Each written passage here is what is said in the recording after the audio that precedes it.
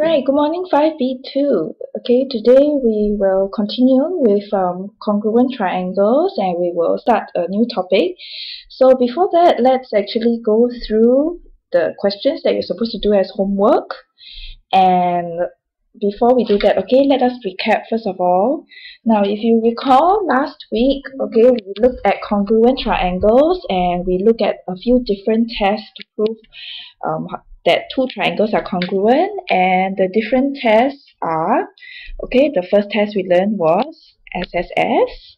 Okay, next we learned SAS, where you have two sides and an included angle.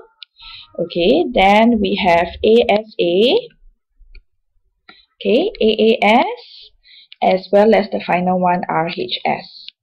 Okay, so if you don't remember any of these five, I would like you to go back and look at your notes again. And you should have referred to them when you tried your exercise 4.1. So let's look at exercise 4.1, question 2 now. Alright, in question 2, you are asked to prove that triangle GHK is congruent to triangle LMN.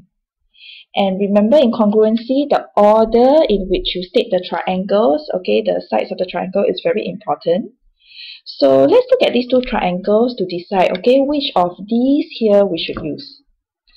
Now, the first thing you notice about the two triangles is that there is actually a right angle in each of the two triangles. Okay, so once you see a right angle, the first thing you should actually try to see is whether it meets this condition here.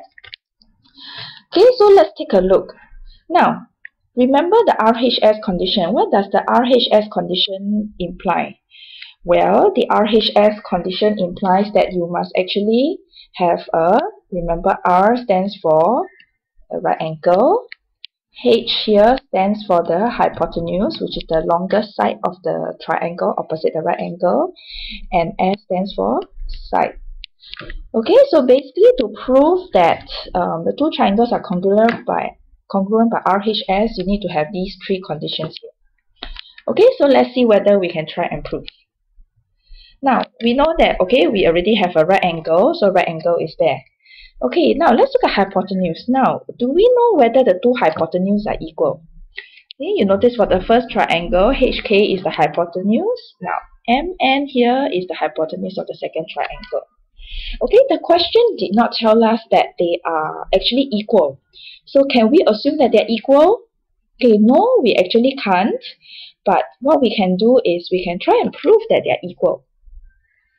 Now, how do you find the hypotenuse of the triangle? Remember, hypotenuse, we can actually use Pythagoras theorem. We know that HK can be equals to square root of, GK square plus GH square. And over here, MN can be, represented as square root of, LM square plus LN square. Okay, now you realize that GK here, is given that is the same as LN, and GH here, GH is given that is the same as LM. So with this, we can then prove that MN is actually also equals to, LM, remember, look at this here, LM can be written as equals to GH square plus LN can be written as GK square. And therefore, this is actually equals to, exactly equals to your HK. So we can prove that MN is equals to HK. So we know that, we have the right angle, we have the hypotenuse. And do we have a side that is the same? You can choose any of these two sides here and prove that they are the same. So once we check that these three conditions can be satisfied, we know that we can prove the RHS. How? First off, we start with the right angle. So we want to start off with the first right angle. Angle HGK is equals to, now remember the naming of the angle is very important. So we know H corresponds to M. So we need to start with M. M ln equals to 90 degrees. Okay, this gives you the R for RHS, alright, the right angle. Next, we need to prove the hypotenuse. So we have already shown over here that HK is equals to MN. Okay, so this gives you the H.